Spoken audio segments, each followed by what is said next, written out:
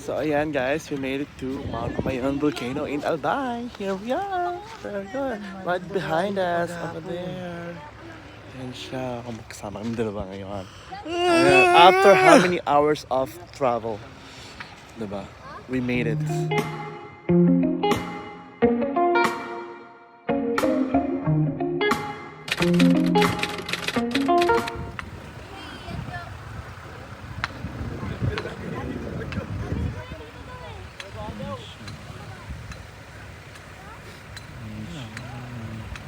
Share muna ako kasi ang layo ng binyahe na.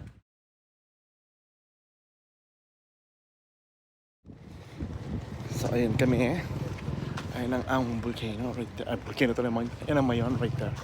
Behind us. Diba? Yan tayo. Yan sila oh. Mount Mayon. We made it after so many hours of biyahe. God. Grabe. Pero worth it. Ang ganda ng view. Ang ganda niya. Yan siya. Ganda. Tapos yung pa-TikTok ka, video mo ako. Yan, I made it. We made it here sa Mount Mayon volcano. Right here in Albay. See the view over there. So iconic. So beautiful. Like sky. Diyos ko, sa haba-haba ng binyahe namin. Ito ang iyong ano tawag doon? Yung price premyo sa sobrang tiis ng pagbiyahe mo ng ganong kalayo. My goodness, but it's worth it. Ilang oras biyahe? Just go, we started ng mga 9 p.m. tapos dumating kami dito, time check 9 a.m. Ganun katagal, 12 hours lang naman. Ayan, nakakubera na siya ng ng ulap. Ay, that's okay. Diba? Ito naman.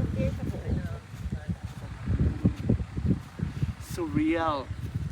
Diba nakita mo na siya sa mga pictures, ngayon nakita mo na sa yung sariling mata. Ganon. Diba? Sana mo wala may mga ulap para mas maganda pa makita yan. Yep. Diba na?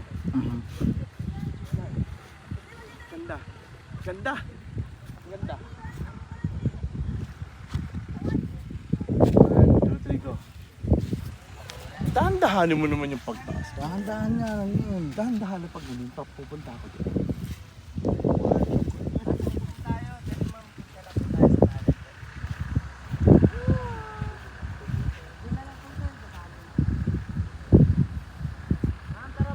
Naglalakad ng lolo mo.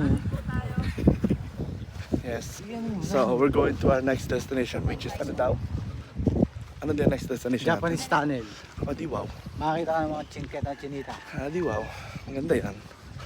See you guys later. Ito na. See you Nagsasabihan later. ka ng arigato sa imong tanan. Ewan sa'yo. Dahil mong alam. Charis. Ganyan doon sa taas. Sa taas.